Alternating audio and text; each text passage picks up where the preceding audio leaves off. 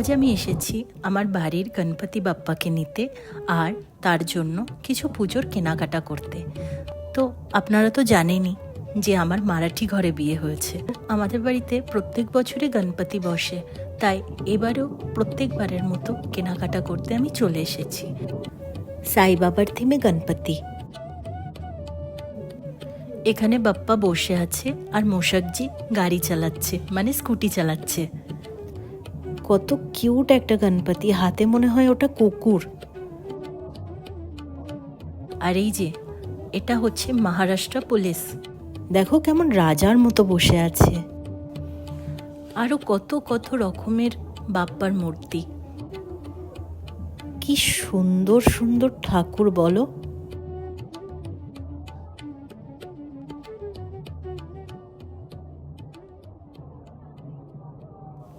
কি সুন্দর মায়ের কোলে শুয়ে আছে বাপ্পা।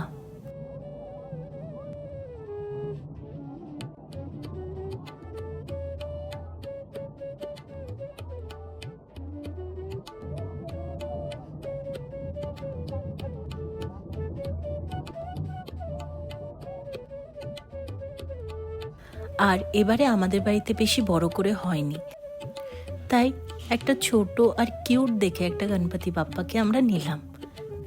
যখন গণপতি কিনে বাড়িতে নিয়ে যাওয়া হয়, এভাবেই লাল কাপড় দিয়ে ভগবানের মুখটা ঢেকে রাখতে হয়। এই পিঁড়িগুলোতে গণপতি বাপ্পাকে রাখা হয়। গণপতির জন্য রেডিমেড ডেকোরেশন বিক্রি হচ্ছে।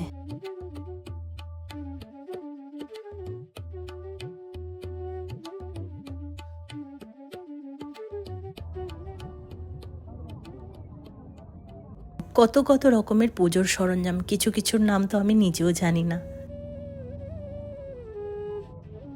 আর এখানে যে ভিড়টা দেখছেন, সেটা শুধুমাত্র গণপতি কেনারই ভিড়। এই যে ফুলটা দেখছেন, এটা পাহাড়ের একদম উপরে হয়, সেখান থেকে তারা পেরে নিয়ে আসে। আর ঠিক গণপতি বাপ্পা পুজোর সময়তেই এই ফুলগুলো পাওয়া যায়। এখানে 5 ফল এইরকম প্লাস্টিক ব্যাগে করে বিক্রি করা হয়।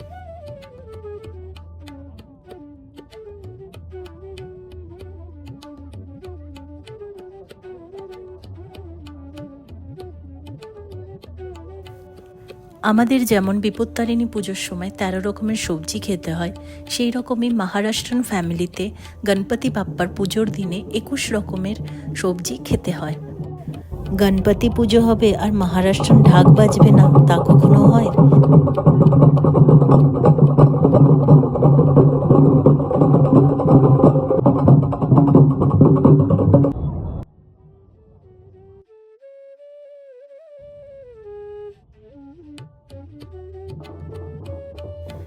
আমি একজন বাঙালি ঘরের মেয়ে, কিন্তু একজন মারাঠি ঘরের পুত্রবধূ, তাই নিয়ম কানুনগুলো আবার শুরু থেকে শিখতে হবে। কিছু কিছু নিয়ম এতটাই আলাদা যে কোনোদিনও সেটাকে আমি ছোটবেলায় দেখিনি।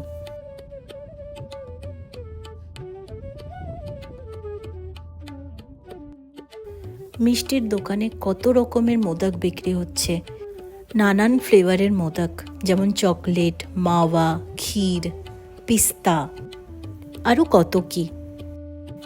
এগুলোর মধ্যে ফ্রাইড মোদকই হচ্ছে মেন, যেটার 21টা ভগবানকে দিতে হয়।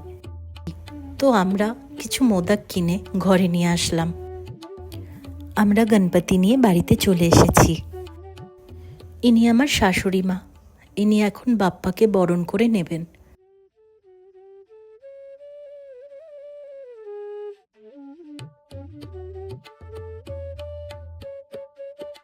পা কেন ধোয়ালো? কারণ এমন বলা হয় কি ভগবানকে যে নিয়ে আসে তার মধ্যেই বাপ্পার রূপ থাকে, তাই তাকে পা ধুয়ে ঘরে নিয়ে আসতে হয়। আর প্রথম পুজোটা সেই করে, তাই আমার শাশুড়ি মাও আমার হাজব্যান্ডের পা ধুইয়ে দিল।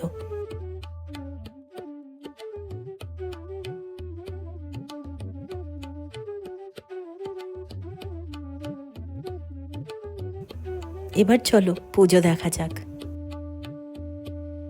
হবে বাপ্পা সবাইকে ভালো রাখুক, এটাই আমি চাই।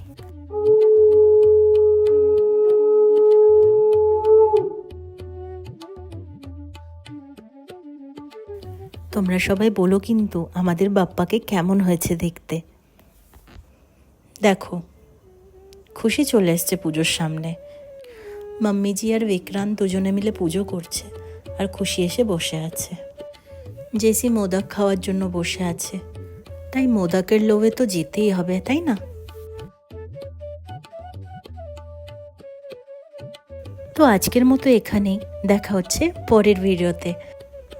প্লিজ পাশে থাকবেন।